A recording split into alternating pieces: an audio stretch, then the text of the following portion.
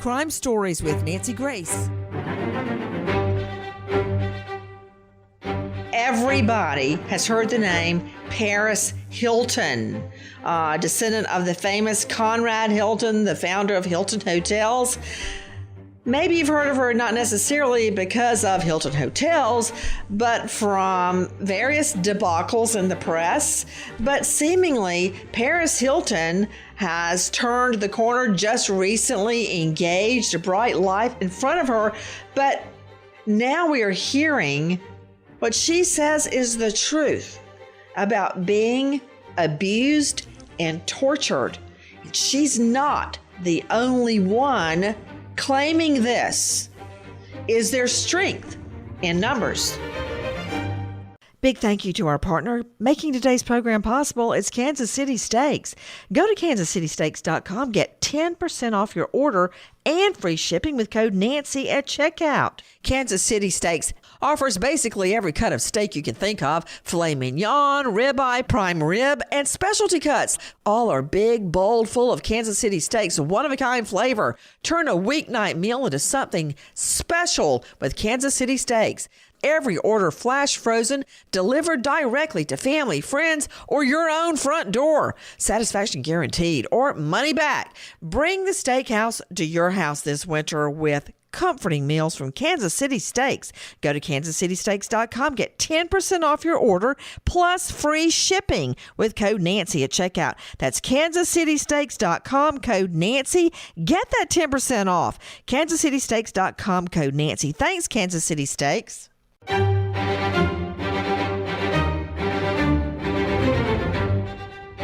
Crime Stories with Nancy Grace.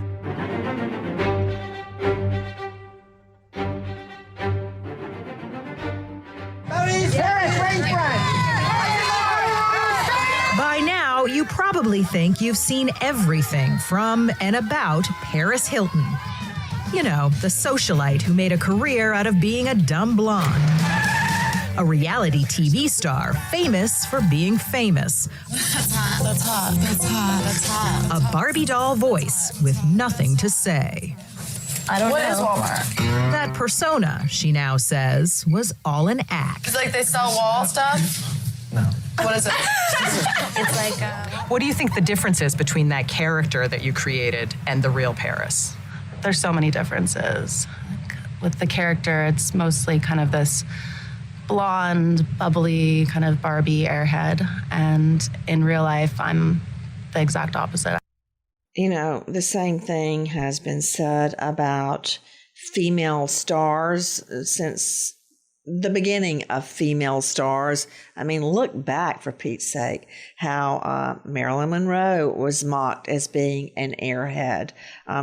Britney Spears. It just, I mean, you can name them off the top of your head. Pam Anderson. It goes on and on and on. Well, while everyone is hating on them, they're laughing all the way to the bank. But Paris Hilton has shown a very different side in a very disturbing context. Take a listen to Tracy Smith again at CBS Sunday Morning. When I got out, I was just so grateful and so happy to be free that I just didn't even want to bring it up. I was like, I'd rather, just never talk about this. Just don't think about it. And from the moment I stepped out of that building is when I decided I'm never telling this story to anyone ever. You thought you'd never tell it? No. And I didn't think they would believe me because even hearing myself talk about it, it sounds impossible to believe. After she left the school, Paris Hilton says she tried her best to forget it. She was a fixture at every high-profile event, and she got famous for all the wrong reasons, like a 2003 sex tape scandal that made headlines. Can we have one report about a woman and not bring up her sex history? Just once surprise me. When you talk about men, you don't really hear about their sex history. Or if you do, they're playing the field. But never miss a chance to bring up something that could embarrass a woman. You know what? That's a whole nother can of worms. What I want to talk about is the Provo Canyon School. And before you judge Paris Hilton, there are other people coming forward about not only this school, but other schools all across the country, a multi-million-dollar industry making their millions off troubled teens. With me, an all-star panel. First of all, Jeremy Whiteley, a victim who actually attended Provo Canyon School. Chris Hooker, he is the father of Trevor Hooker, who died of suicide shortly after leaving Provo Canyon School. Summer Almedia, a victim who attended Provo Canyon School. Dominic Romano, New York lawyer, entertainment specialist. You can find him at romanolaw.com. Thank you for joining us from New York. Joining us from LA, psychoanalyst to the stars, Dr. Bethany Marshall, star of a new Netflix hit, Bling Empire. And you can find her at DrBethanyMarshall.com.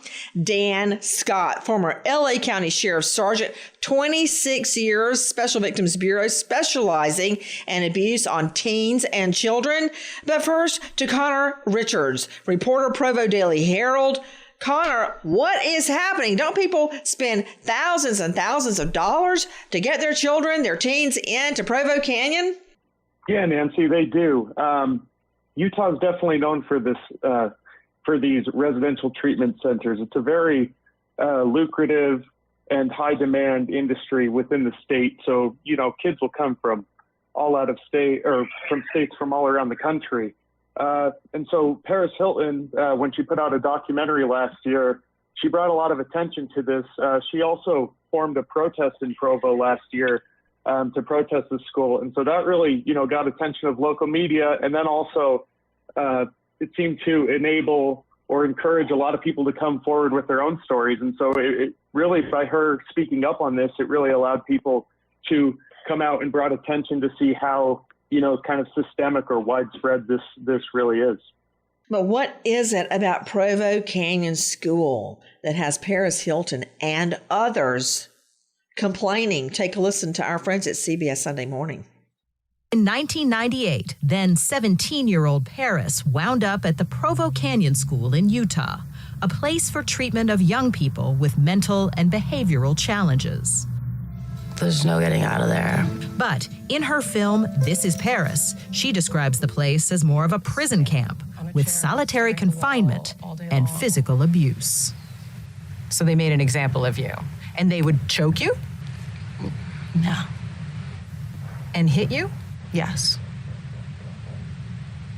And It's so weird to think now because I buried this for so long with my emotions. So now to think about it, what happened, it's so weird for me to even be like, how is this really real?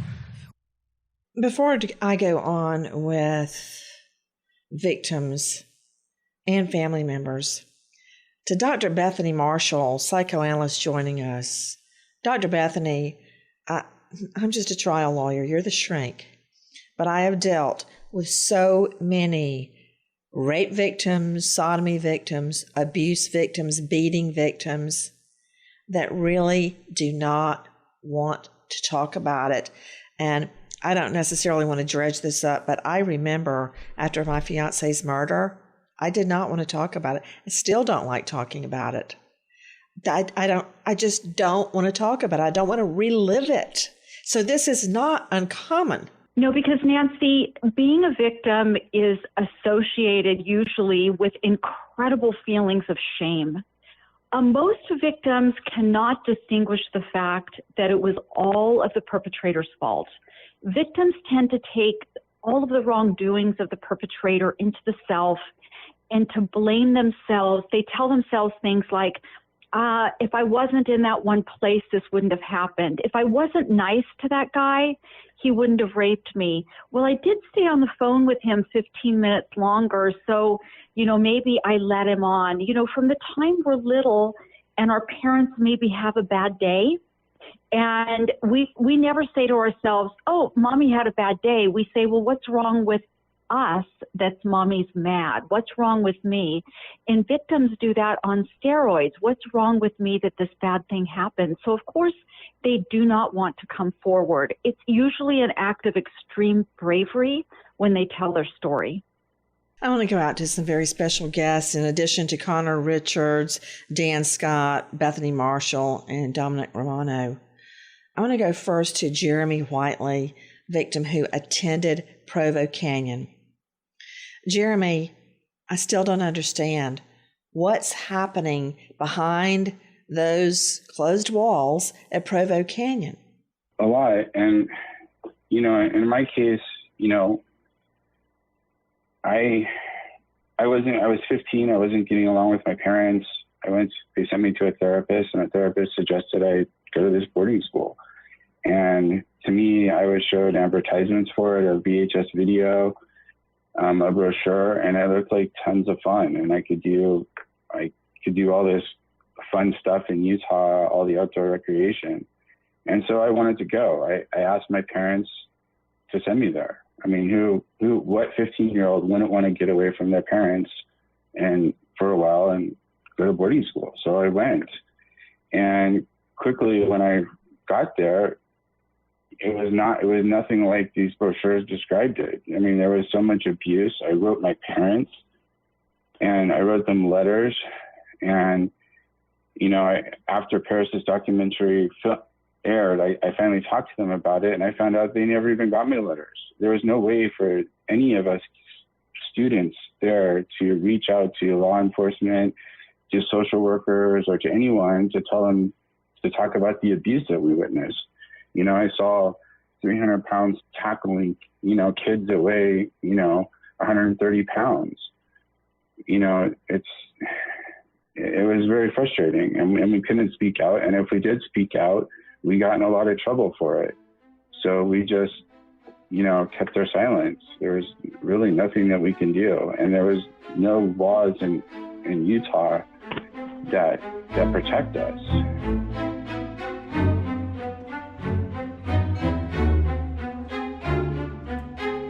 Big thank you to our partner making today's program possible. It's Proactive.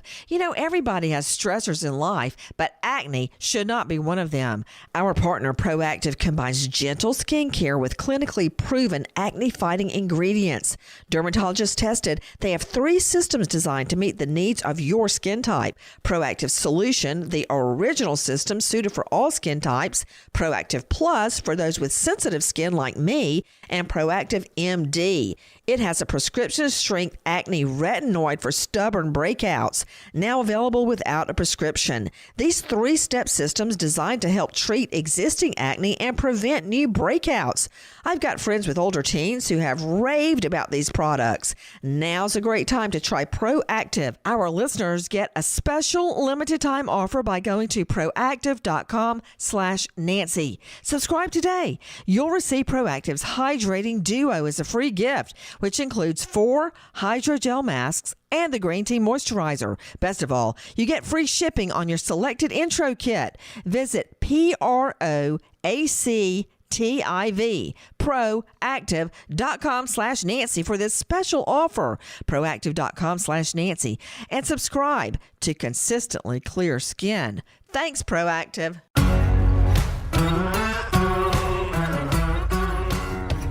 Crime Stories with Nancy Grace.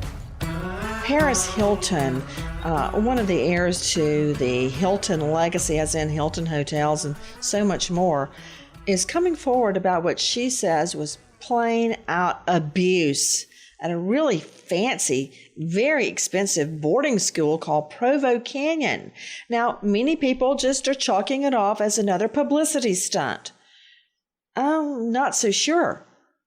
In fact, I'm not sure at all. With me is Jeremy Whiteley, who also attended Provo Canyon, who's detailing abuse he suffered there, letters he wrote to his parents begging for help that they say they never got. Who, am I not going to believe Jeremy Whiteley, plus his parents, plus Paris Hilton? Are they all lying to me? That's really hard for me to believe. Chris Hooker, the father of Trevor, who committed suicide after Provo, and Summer Dalmeda, Yeah, can I who jump in also about attended this? Provo Canyon. Bethany, I think you wanted in. Jump in. Yes, here's what happens with these schools. A lot of times, these children, young people who are sent to these schools have some mild behavioral problem in high school. And the deans or the principals of their school label them as schizophrenic or bipolar or troubled, and the school doesn't want to deal with it. So they say to the parents, you better send your child to the special camp. Once the child is sent to a school away from the parents and they're cut off from support, they're labeled with very serious psychiatric issues. And that's how the staff at these abusive schools begins to drive a wedge between the students who have enrolled in these abusive institutions and the families who love and support their kids. So if for instance, Jeremy might have gotten a hold of his parents and said, Right.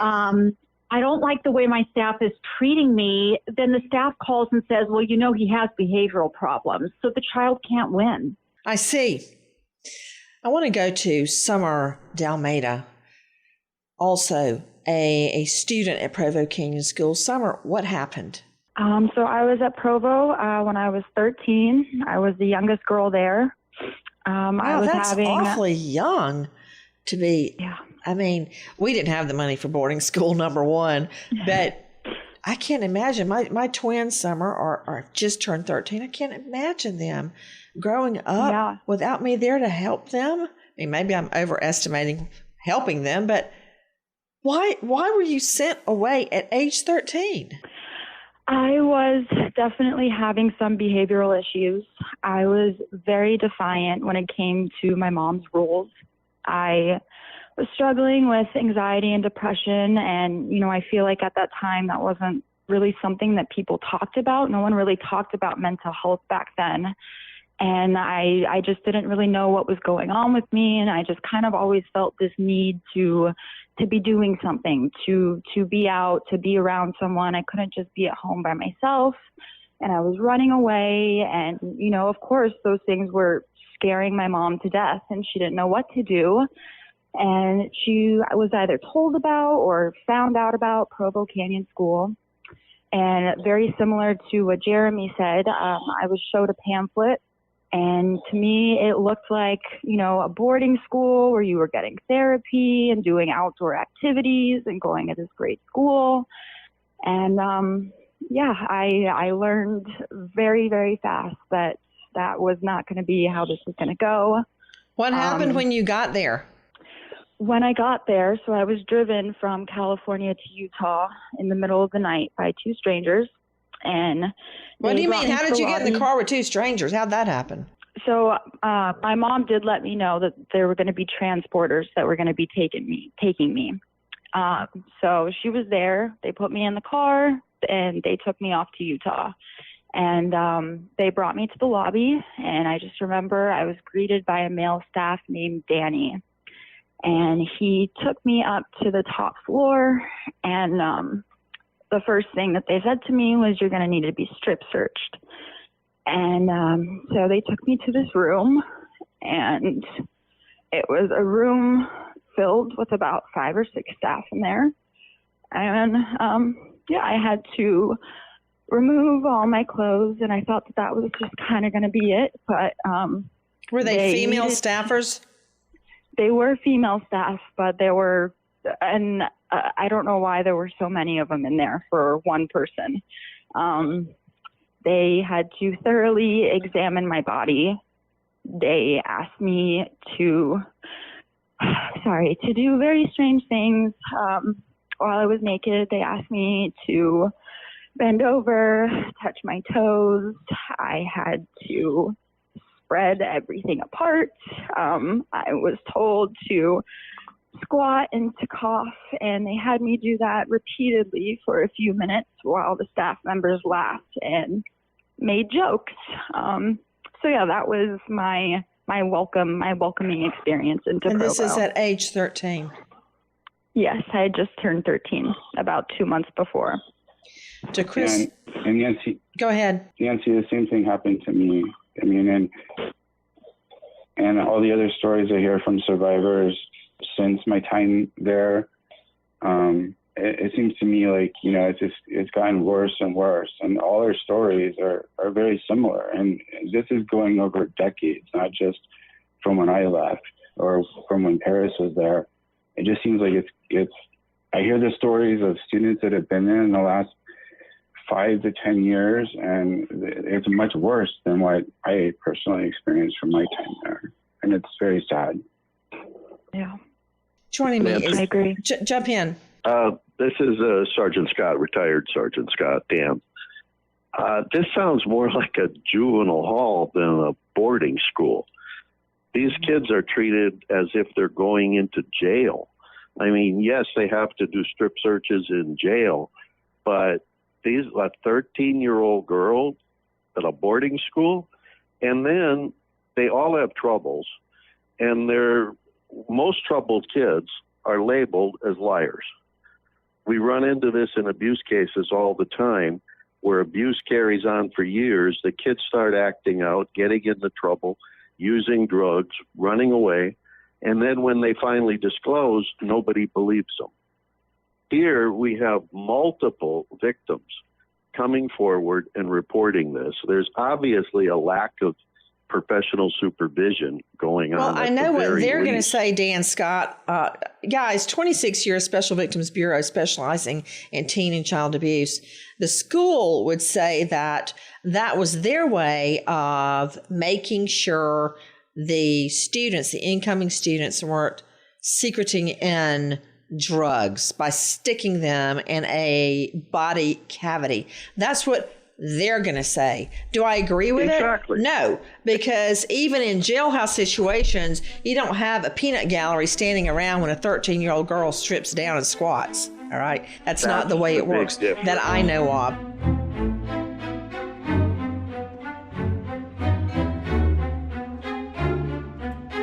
Big thank you to our partner making today's program possible. It's BetterHelp, H-E-L-P. If something's interfering with your happiness or stopping you from achieving your goals, BetterHelp seeks to provide professional help with ease. It's not a crisis line. It's professional counseling done securely online. BetterHelp will assess your needs and match you with a licensed professional therapist. Start communicating in under 48 hours, connecting in a safe, private, online environment. Send a message to your counselor. Get a timely response. Schedule weekly video or phone sessions. Whatever works for you. Anything you share, of course, is confidential. If you want to try a new therapist, it's simple and free to switch. BetterHelp says they're more affordable than traditional offline counseling, and financial aid is available. Start living a happier life today. You'll get 10% off your first month by visiting our partner at BetterHelp.com/Nancy Grace. Join over 1 million people who've taken charge of their mental health. Go to BetterHelp, HELP.com/Nancy Grace. Get 10% off your first month. BetterHelp.com/Nancy Grace. Thanks, BetterHelp. On the next Bloodline Detectives. They had 10 cases with 11 victims. I can still feel where that knife was. What unfolds next is shocking beyond belief.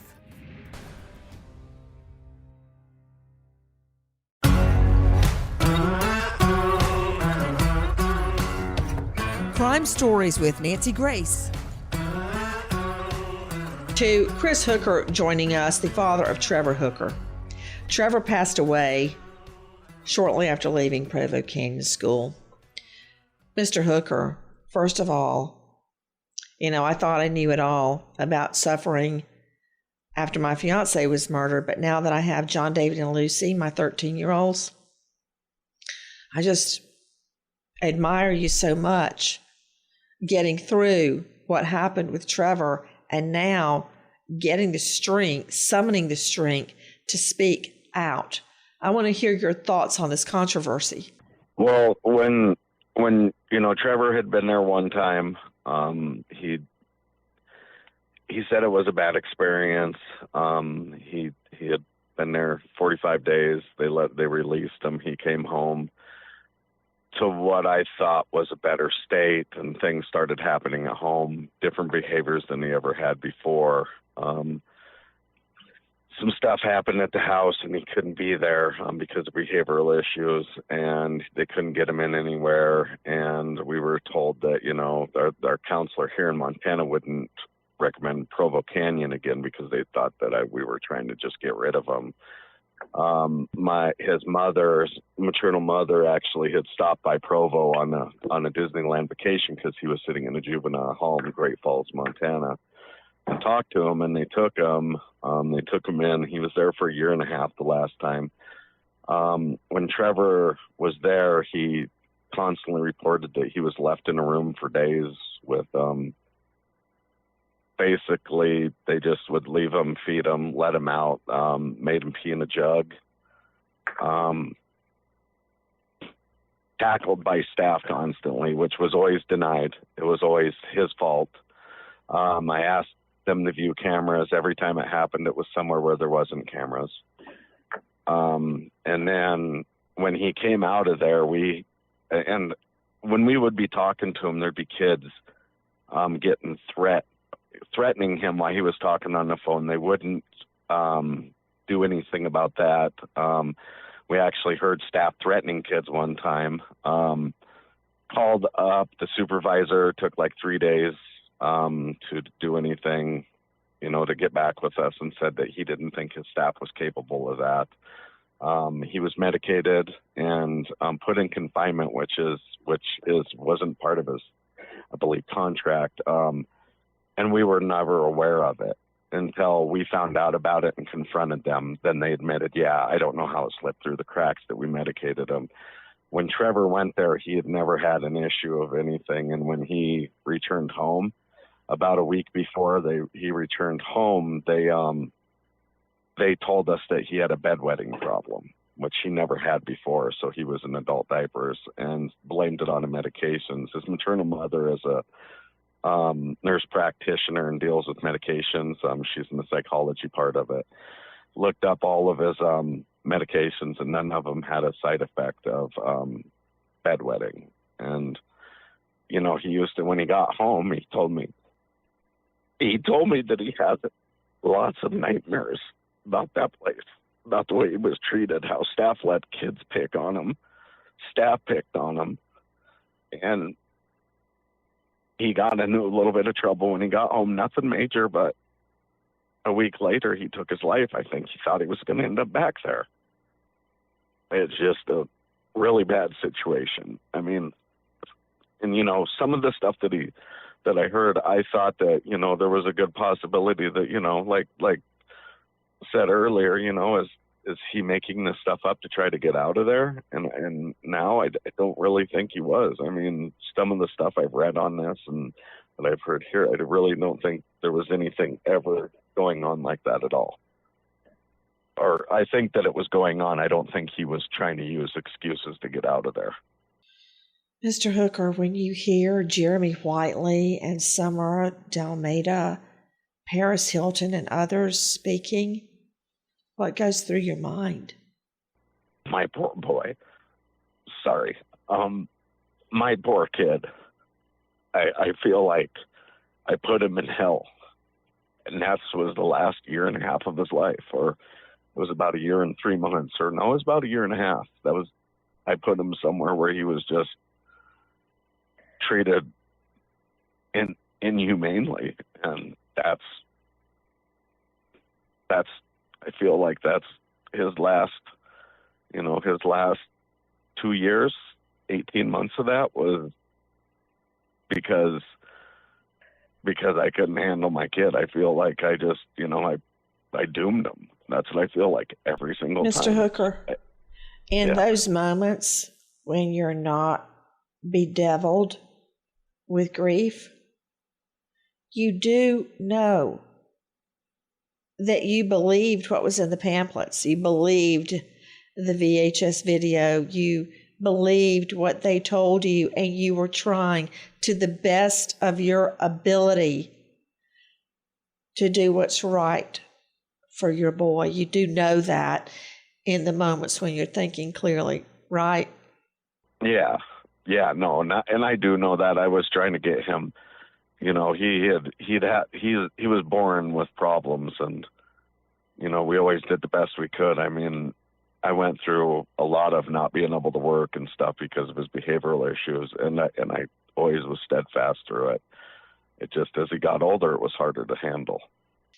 You know, Mr. Hooker, when I talk to my children, you know, I think that I've done so much, do everything in my power to take care of them and make them happy and do what's best for them. To hear them tell it, Mom, do you remember when you did this and you did that and you said this and you said, and you know, it's just hard to look back and think that you've made a mistake, but you have to keep your compass on and know that you're doing everything you can to the best that you can. I mean, to you, Dominic Romano, who's waited so kindly, renowned New York lawyer, entertainment attorney.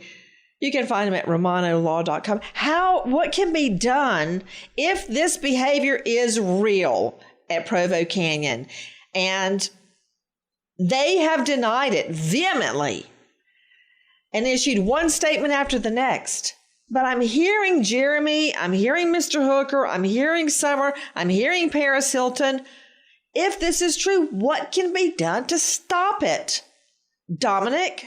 The allegations are just shocking. And if you look at the pattern and practice of these allegations, it's not just 1, 2, 3. It's an army of students. And it's not just Provo Canyon School. There are documented cases in Missouri and in other parts of the country at some of these, you know, alleged reform institutions. There are multiple allegations across multiple states. There has to be oversight. You know, Paris Hilton testified at the Senate committee in Utah recently, about a week ago. There's an absence of government oversight here at some of these youth residential treatment centers, and that has to stop. Well, hold on. I'm drinking from the fire hydrant with you, Romano. You said there's an absence of what? Oversight. Government oversight. Why is that? I mean, all schools are to be regulated by the government, right? Unless you're being even homeschooled children are supposed to be checked in on, and there should be reports filed regarding their progress.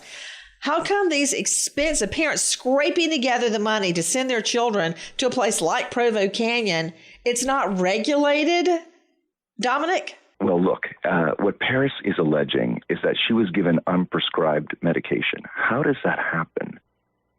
You know, even 20 years ago, how is that allowed to happen?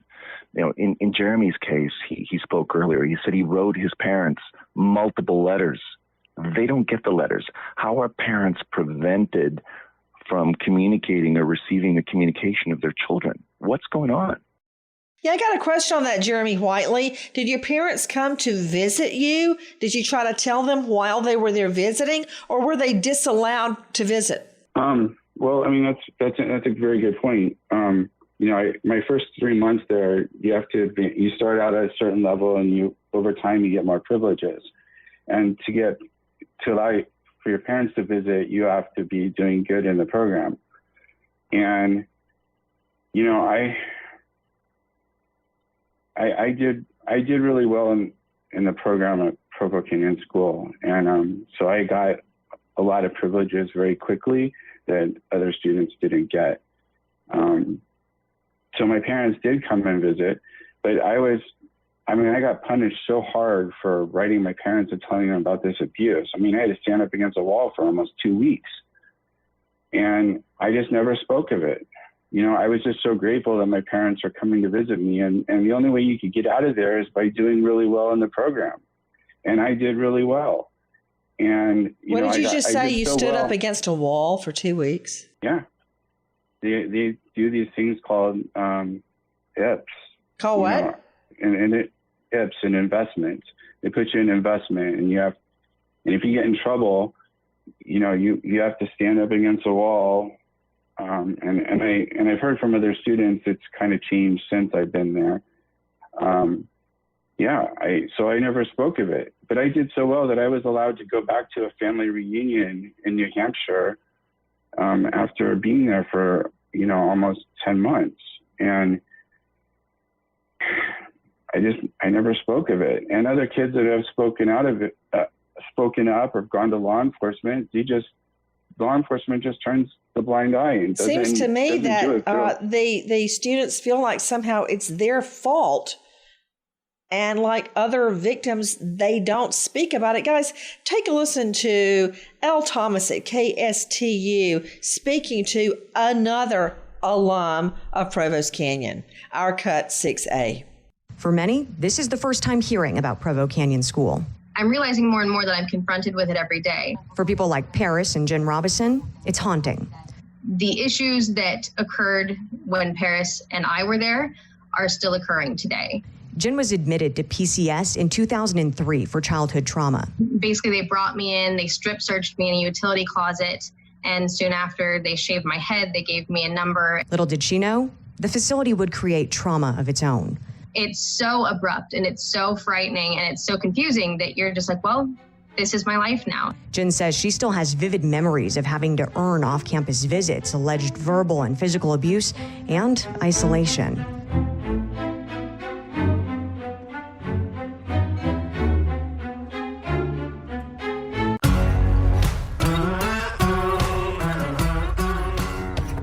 Crime Stories with Nancy Grace. Guys, Paris Hilton is not just pulling a publicity stunt. She has actually gone to testify in front of Utah politicians. Take a listen to our Cuts 1716. Children were restrained, hit, thrown into walls, strangled, and sexually abused regularly at Provo. I could not report this because all communication with my family was monitored and censored. And what is disgusting is the program doesn't just censor communication with family, but also with the entire outside world. So there was no way we could call for help. I tell my story not so that anyone feels bad for me, but to shine a light on the reality of what happened then and is still happening now. The people who work at, run, and fund these programs should be ashamed of themselves. How can people live themselves knowing this abuse is happening? Talking about something so personal was and is still terrifying. But I cannot go to sleep at night knowing that there are children that are enduring the same abuse that I and so many others went through, and neither should you. I am proof that money doesn't protect against abuse. Straight out to Connor Richardson, reporter with the Provo Daily Herald. Connor, the so-called troubled teen industry is a multi-billion-dollar industry. Why is it not being governed, apparently, in Utah? Yeah, well, that's the same question that Utah lawmakers are asking right now. So in that committee meeting, everyone there seemed to find Ms. Hilton's testimony very compelling. And yeah, a lot of the lawmakers on the committee asked that very same thing. They said, why in the world are these regulations or oversights not in place? And so, yeah, now they're considering a bill. It's Senate Bill 127, and it really would just put a lot more oversight over these things. So, for example, it would prohibit these strip and body cavity searches that we've heard about. It would prohibit use of medical sedation and things like that. And it would also just give the Utah licensing office some more tools to go in and investigate these things and help parents get a better understanding of what's actually going on in these schools while their kids are there. I want to go straight out. Who is that? I believe that's Jeremy. Yeah, I mean, people have come forward, over the years, and it's just like Utah has a universal issue of pretending things don't happen, and then they try to erase them. And then they silence those who blow the whistle. I mean, people have been coming forward about these problems, at Provo Canyon School since I left in 1991, and further even back to when the school was founded. And, Utah's lawmakers have not taken this seriously until Paris came forward. And I am so grateful to Paris and my classmates and all the other people have volunteered their time with Breaking Code Silence.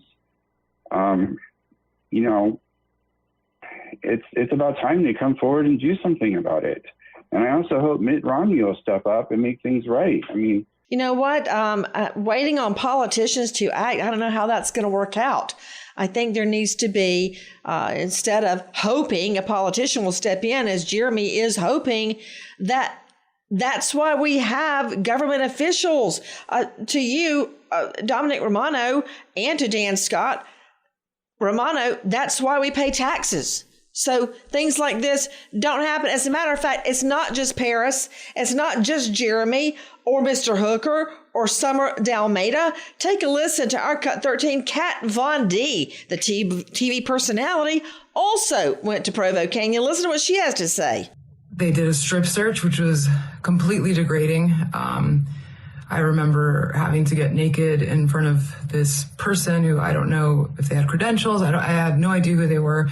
And basically they were just degrading me the whole entire time. And I was 15 years old. I was still a kid. And they put me into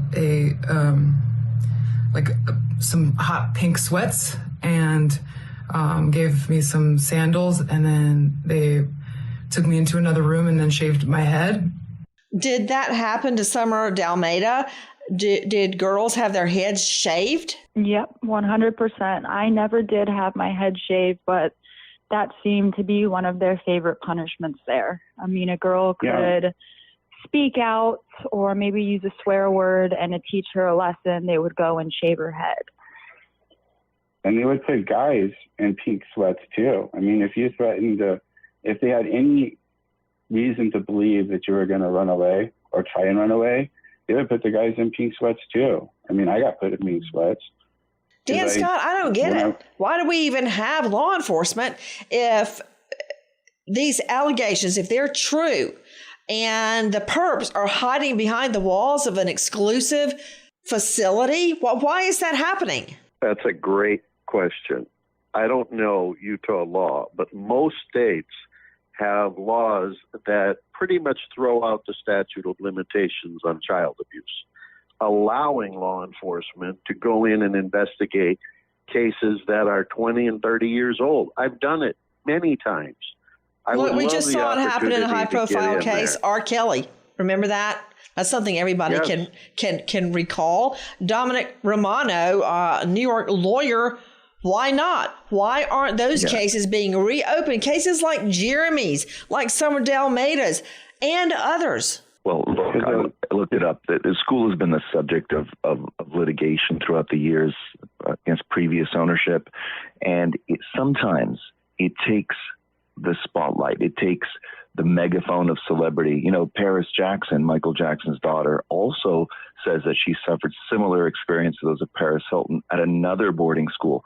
Sometimes it takes people, highly visible people, to speak out and find these other stories and ultimately get law enforcement, get the politicians, get the investigators in there and put a stop to this once and for all. I have 2 young daughters, and this is heartbreaking to hear. Can you even imagine? And the parents think they're doing a good thing, helping their child, and then they find out this. Can you imagine the guilt the parents carry around for the rest of their lives? Guys, it's not just the victims you've met today. Take a listen to Jen in Cut 14. When I was 14, I was sent to a behavioral modification center in Utah. My parents were promised that I would be helped, but that's not exactly what happened. I was stripped of my clothes in the utility closet and given a number. My head was shaved, and some of the staff even took to calling me Auschwitz because of my appearance. I made the mistake one morning of saying that I didn't want to wake up. I was dragged out of the top bunk by staff and down a hallway by my feet. I was left in an isolation cell. To Mr. Hooker, the father of Trevor Hooker, Trevor passed away. He committed suicide after Provo Canyon School. What's your message, Mr. Hooker? My message is I just think that, you know, they need to investigate this. I think that more people need to step forward. I think that this needs to stop happening to, you know, my son, other kids were already suffering going to a place like that. I mean, there was there was times where I didn't hear from Trevor for months, and they would tell me it was because of his behavior. I mean, and then he would tell me about in these experiences, about basically getting tackled by 3 or 4 staff. Trevor had behavioral issues, but he didn't deserve any of that. No. I mean, getting tackled by 3 to 4 staff members, and mind you, these staff members are big, and if we talk to our parents, if we got to talk to our parents, our therapist was listening into the phone call. And my entire time there, my therapist didn't even spend more than 15 minutes a week with me unless I had a phone call with my parents. To this day, I also want to say something too. Jump in. The calls. So for how it was for me, you would have like a family therapy session once a week. You would be in the office with your therapist and then with your parent on the phone. And then afterwards, you would get a 10-minute phone call alone with your parents. But you were always very strictly warned that the calls are recorded. And if you say anything or you try to manipulate your parents or you put the place down in any way, there's going to be serious consequences and your phone rights will be taken away.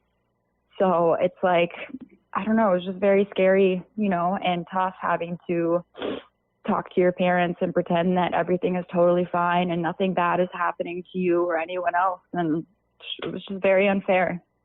Guys, I want you to hear Spencer Joseph. Go ahead, dear. And like I asked my parents after Paris's documentary aired, I'm like, what did the school tell you while I was there? And my mom said they were very vague. They would just say that I wasn't doing very well, and which was a total lie. I mean, I was almost at a 4.0 where I was there. I had the most privileges.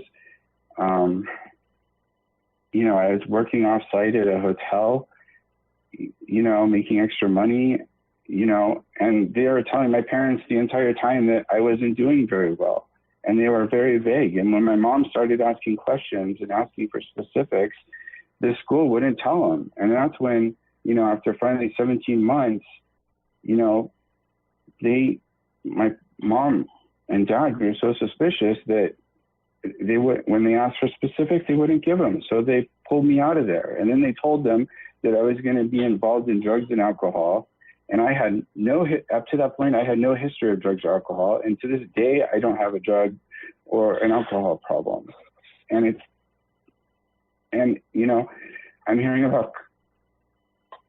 this testimony from Chris, about his son. And it's like, he did everything. He thought he was doing the right thing. And I really hope my biggest message to him is don't blame yourself. You did everything that you possibly could. And I know it must be so tortuous, Mr. Hooker, to hear that this cycle seemingly is continuing. Guys, the school insists none of this is true. But as I close, to Connor Richardson joining me from Provo Daily Herald, as I have said many, many times in the law, and it is peculiarly relative to you, Connor, the pen is mightier than the sword. We wait as justice unfolds.